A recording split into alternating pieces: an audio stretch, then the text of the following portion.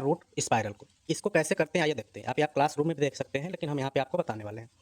तो इसके लिए हम क्या करते हैं, सबसे पहले 1 यूनिट लेते हैं। 1 यूनिट को मैं थोड़ा बड़ा लेता हूँ जिससे कि आपको सही सही सारी चीज़ें दिखाई दे। जैसा कि हमने सबसे पहले यहाँ पे ले लिया 1 यूनिट, ये हमारा हो गया ये।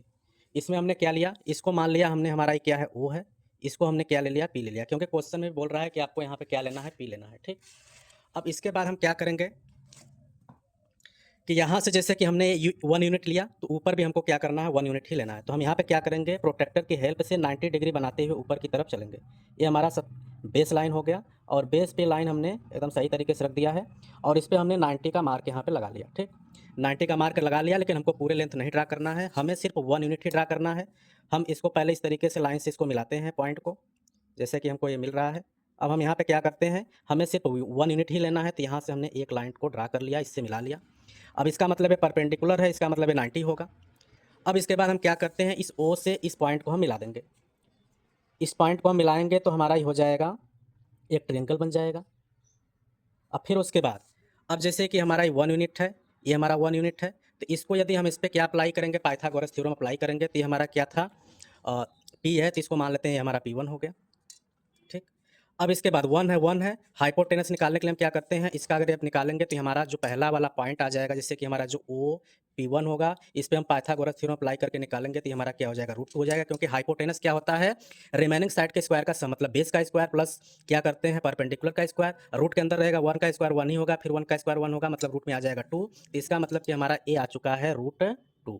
ठीक, अब इसके बाद आगे फिर चलना है, तो फिर से अब हम जैसे यहाँ पे इसको बेस लाइन मान करके परपेंडिकुलर ड्रा किए थे, अब आगे चलना है तो हमको इस लाइन को बेस लाइन मानना है, और यहाँ पे अब हमको क्या करना है, 90 डिग्री का एंगल बनाते हुए लाइन ड्रा करना पड़ेगा, जैसा कि हमको मिल गया।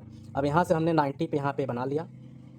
अब इसके बाद हम क्या करते हैं, स्केल लेते हैं, और स्केल से हमें क्या करना है, वही 1 सेंटीमीटर ही ड्रा करना है, उससे ज़्यादा नहीं करना। अब इसको यहाँ पर है, लेकिन हमको लेना है 1 सेंटीमीटर, और ये हमने यहाँ पे मिला लिया। ये वापस फिर से हमारा क्या होगा, 90 होगा। इसको हम कोई नाम दे देते हैं, उसका नाम का जैसे मान लेते हैं, दे दिया हमने P2 दे दिया। ठीक, अब इसको इससे मिला लेंगे। अब ये रूट 2 था, ये हमारा 1 यूनिट ही होगा। अब इससे हम इसको क्या करेंगे, मिलाएंगे। ये जरूरी नहीं है कि हमारा रूट 2 ही है, क्योंकि अभी आगे नंबर क्या हो जाएगा। अब यहाँ पे ए ट्रायंगल बन गया ओ P1 और P2, और इसमें हम पाइथागोरस थ्योरम अप्लाई करेंगे, तो ये जो हमारा ओ P2 की वैल्यू होगी वो हमारा आ जाएगा रूट 3 आ जाएगा। कभी कभी आपको नंबर लाइन पे रूट 3 को अगर पूछता है तो आप ये 2 स्टेप करके भी नंबर लाइन पे इंडिकेट करते हैं। बस वहाँ पे इस लाइन को आपको आगे बढ़ाना है, फिर यहाँ पे इसको आपको क्या करना है, कंपास रखना है, और इस पे लाइन को ड्रा कर लेंगे, और इस लाइन पे वो जहाँ पे मिलेगा वही आपका क्या हो जाएगा, उसका नंबर लाइन पे इंडिकेट हो जाएगा। इसके बाद आगे और चलते हैं, स्पाइरल बनाना है तो हमें इस तरीके से पूरा इसको सर्कल के रूप में बनाना पड़ता है। तो फिर से हमको क्या करना है, बेस लाइन इसको मानना पड़ेगा। तो इसको मानते हैं, बेस लाइन मानेंगे, और फिर से हम इस पर क्या करेंगे, परपेंडिकुलर बनाएंगे, जो कि 90 डिग्री का होगा। इस तरीके से हमारा हो गया यहाँ पे, और 90 हमको यहाँ पे दिख रहा है। अब इसके बाद हम स्केल लेंगे, और स्केल की हेल्प से इस पर भी हम क्या करेंगे, 1 सेंटीमीटर का ही लेंथ क्या करेंगे, ड्रा करेंगे। और ये इधर से हम लेते हैं इसको, क्योंकि हम इस साइड से काउंटिंग कर रहे हैं। तो यहाँ से हमारा ये मिल गया।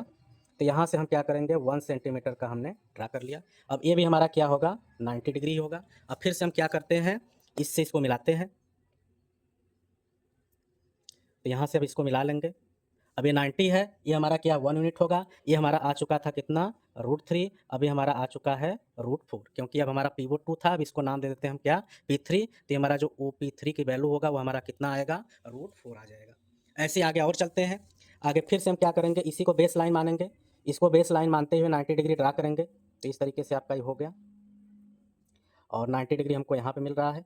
इस पे हमने पॉइंट बना लिया। अब स्केल लेते हैं, और स्केल से हम क्या करते हैं, यहाँ से भी हमको 1 सेंटीमीटर ड्रा करना पड़ेगा, इसको पॉइंट मानते हुए। तो हमने 1 सेंटीमीटर यहाँ से ले लिया। ठीक, इसको हम यहाँ पे इस तरीके से 1 राइट कर देते हैं, और यहाँ से अब इसको फिर से हमको क्या करना पड़ेगा, मिलाना पड़ेगा। यहाँ पे हमने इसको क्या कर दिया, मिला दिया। अभी हमारा रूट 5 था, तो अब हमारा कितना आ जाएगा, रूट 5 आ जाएगा, क्योंकि ये आपका इसी तरह बढ़ता जाएगा, 2 3 4 5। इसका मतलब कि इसको हम क्या नाम दे देते हैं, P4 नाम दे देते हैं। तो यहाँ पे हमारा ओ P4 की वैल्यू कितनी आ जाएगी, रूट 5 आ जाएगी। ठीक, अब इसी तरीके से और आगे चलते हैं। तो और आगे चलने के लिए हमको फिर से उसको क्या करना पड़ेगा, बेस लाइन मानना पड़ेगा इस तरीके से। अब फिर से हमको क्या करना पड़ेगा, 90 बनाना पड़ेगा यहाँ पे। अब फिर इसके बाद हम क्या करेंगे, स्केल लेंगे। स्केल से इस पॉइंट को हम मिलाते हुए 1 सेंटीमीटर ड्रा कर लेंगे, जिससे इस तरीके से हो गया। अब हमें 1 सेंटीमीटर इस तरीके से खींच लेना है। ठीक, इसका नाम हम यहाँ पे दे देते हैं P5। अब हम क्या करेंगे, ओ से P5 को मिला देंगे। तो इस तरीके से हमारा ये इससे मिल जाएगा। अभी हमारा हो गया √5 के बाद अब क्या आता है, √6 आता है। ऐसे ही और आगे चलते हैं, और आगे चलने के लिए हम क्या करते हैं, फिर से इस पे 90 डिग्री बेस मानेंगे, परपेंडिकुलर बनाएंगे, जैसा कि इस तरीके से हमारा हो जाएगा। यहाँ पे हमारा 90 लगभग आ रहा है। अब इसको हम मिलाती हुई लाइन 1 सेंटीमीटर ड्रा करेंगे। तो इस तरीके से हमारा यहाँ पे 1 सेंटीमीटर ये हो जाएगा। इसको हम क्या नाम दे देंगे, P6 दे देंगे। फिर हम O से P6 को मिला देंगे।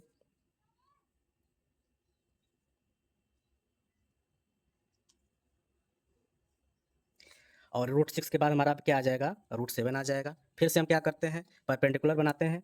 परपेंडिकुलर 90 डिग्री लेने के लिए हमारा इसको बेस लाइन मानना पड़ेगा, और ये हमारा बेस लाइन हो गया 90 लगभग हमारा आ जाएगा यहाँ पे।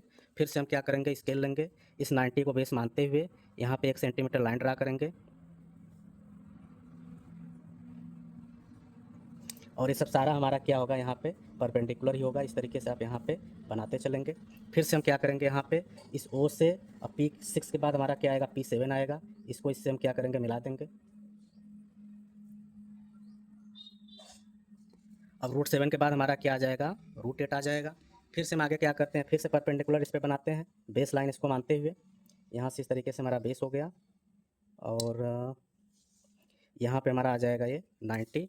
फिर अब इसको 90 बनाते हुए 1 सेंटीमीटर ड्रा करेंगे। तो हमने यहाँ पे पॉइंट कर लिया 1 सेंटीमीटर पे, 1 यूनिट पे, उसको सेंटीमीटर नहीं कह सकते हैं। फिर से हम क्या करेंगे, यहाँ पे P7 के बाद ये हमारा क्या आ जाएगा, P8 आ जाएगा। P8 को हम किससे मिला देंगे, O से मिला देंगे। तो ये आपका हो गया P8 का। इसी तरीके से वापस हम फिर क्या करेंगे, इस पे परपेंडिकुलर ड्रा करते हैं। परपेंडिकुलर हम यहाँ पे ड्रा करेंगे, तो ये हमारा हो जाएगा 90। अब हमको यहाँ पे मिल रहा है, तो इसको मानते हुए हम क्या करेंगे, 1 सेंटीमीटर का लाइन ड्रा करेंगे, यहाँ तक आएगा। इसको इससे मिला दिया हमने, ये सब हमारा क्या है, इस पे 90 ही बन रहा है। फिर हम क्या करेंगे, O से इस को मिला देंगे।